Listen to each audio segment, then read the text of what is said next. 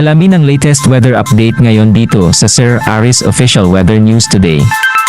May bagong bugso ng amihan na nakakaapekto ngayon dito sa Northern Luzon at nagdudulot nga po ito ng maulap na papawirin na may mga pag-ulan. So maliban po dyan ay meron ding mga pagbaba ng temperatura pa rin na nararanasan. So medyo malamig pa rin ang ating panahon sa malaking bahagi ng Northern Luzon na minsan nga po ay ngayon po ay naramdaman pa rin sa Central Luzon at ilang bahagi ng Southern Luzon. So ngayon po meron tayong amihan na nakaka-apekto ito ngayon sa Hilagang Luzon. Samantala meron tayong easterlies o yung hangin na nanggagaling sa dagat Pasipiko at nakaka-apekto ito sa natitirang bahagi pa ho ng ating bansa. Ngayon nga po ay nagdudulot ito ng mga pagulan sa malaking bahagi ng Mindanao. So nagdudulot yan ng maulap na papawirin na may mga kalat-kalat na pagulan at pagkidlat pagkulog sa halos buong Mindanao. Kaya't pinag-iingat natin ang ating mga kababayan doon, especially sa low-lying areas kung saan ay posible ang mga pagbaha at pagguho ng lupa. Samantala ngayon po ay wala naman po tayong bagyo na monitor sa loob na ating area of responsibility. Kaya pa man patuloy pa rin po tayo magantabay sa mga updates na ipapalabas ng Pag-asa. Para sa pagdaya naman ng panahon bukas, mataas ang tsansa na magiging maulap pa rin na may mga pag-ulan dito po sa malaking bahagi ng Cagayan Valley Region, maging sa ilang bahagi ng Cordillera Administrative Region, katulad na lamang ng Apayao Province. So mag-ulap pa rin ang papawirin at mataas ang tsansa ng mga pag-ulan. Samantala dito po sa natitirang bahagi ng ating bansa, dito po sa Ilocos Region, bahagyang maulap hanggang sa maulap ang papawirin na may mga puno-pulong mahihinang pag-ulan dahil din sa amihan.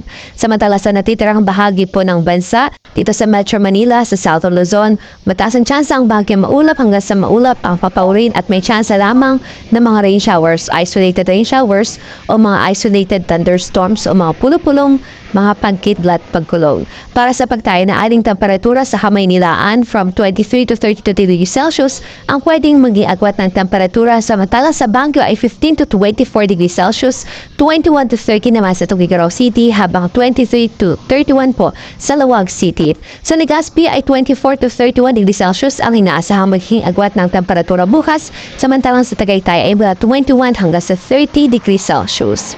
Dumako naman ho tayo sa Kabisayaan at Mindanao at maging dito nga sa Palawan. Sa Palawan, bukas ay maulap pa rin o bahagyang maulap hanggang sa maulap ang papawirin at may tsansa pa rin ng mga puno-punong pagkidlat pagkulog. Samantala dito nga po sa Mindanao, posible pa rin ang maulap na papawirin na may mahinang mga pagulan o katamtaman hanggang sa malakas na mga pag-ulan dahil pa rin po sa easterlies bukas po yan, posible pa rin ang pagulan sa eastern section of Mindanao. Sa natitirang bahagi ng Mindanao, maging sa halos buong Kabisayaan, isolated o puno-punong mga pagkidlat pagkulog o pwedeng maranasan na ating mga kababayan dahil pa rin po sa easterlies.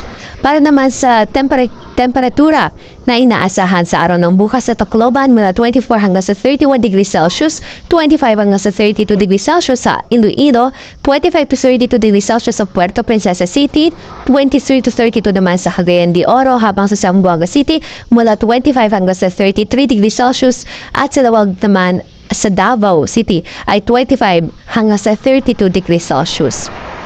Ngayon po ay wala ring din warning na nakataas sa anumang bahagi na ating mga baybaying dagat. Bagamat dito nga po sa Northern Luzon at maging sa eastern section ho ng Mindanao, ang mga baybaying dagat doon ay katamtaman hanggang sa maalon ng kondisyon ng karagatan, kaya't pinag-iingat pa rin natin ang ating mga manalayag doon, especially ho yung mga gumagamit ng maliliit na sasakyang pandagat.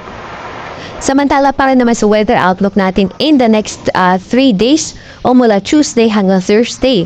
So, dito po sa Metro Manila, bahagyang maulap hanggang sa maulap pa rin ang papawirin. May tsansa lamang ng pulo-pulong mahihinang mga pag-ulan dahil sa amihan. Sa Baguio City, sa Tuesday po ay bahagyang maulap hanggang sa maulap ang panahon. At pagdating ho ng Wednesday, Thursday, mataas ang tsansa maging maulap dito na may mga pag-ulan dahil din ho sa amihan. At ang temperatura sa Baguio, pwede pong maging temperature range po niya ay mula sa 13 hanggang sa 23 degrees Celsius. Sa Legazpi City naman, until Tuesday po, generally ay bahagyang maulap hanggang sa maulap. Kung may mga pag-ulan lang o kung may mga pag-ulan man ay isolated thunderstorms lang. Pero pagdating ng Wednesday at Thursday, mataas po ang tsansa maging maulan doon o may mga pagkidlat pagkulog dahil sa epekto ng shear line. Samantala sa Cebu City ay inaasahan pa rin natin ang generally fair weather. So at the weather outlook period at inaasahan natin ang temperatura mula 24 hanggang sa 32 degrees Celsius. Samantala sa Iloilo, bahagya maulap ang isa maulap din ang papaurin from 25 to 32 degrees Celsius din ang posibleng maging agwat na ating temperatura. Habang sa Tacloban, sa Tuesday, generally fair weather pa rin naman pero pagdating ng Wednesday o Thursday, mataas ang chance ng mga pagulan maging mga pagkita at pagkulog dahil din po sa shear line. Samantala sa Metro Davao, sa Tuesday po ay inaasahan natin ang bahagyang maulap hanggang sa maulap na papaurin. Pero pagdating ng Wednesday at Thursday, maulap ang papaurin at mataas ang chance na mapag-ulan, yung mga mahina hanggang sa katamtamang pag-ulan at maging pagkidlat pagkulog dahil sa epekto ng easterlies. Samantala sa natitirang bahagi ng Mindanao sa ating outlook ay improved weather ang inaasahang magiging weather condition. At para sa temperatura po dito po sa Davao, from 24 to 33 degrees Celsius ang magiging agwat. Samantala sa Haguin de Oro City ay mula 23 hanggang sa 32 degrees Celsius, habang sa Zamboanga City po ay mula sa 24 hanggang sa 33 degrees Celsius. Ang sunset natin sa araw na ito is 5:56 in the afternoon at inaasahang sisikat ang araw bukas sa ganap na alas 6:24 ng umaga.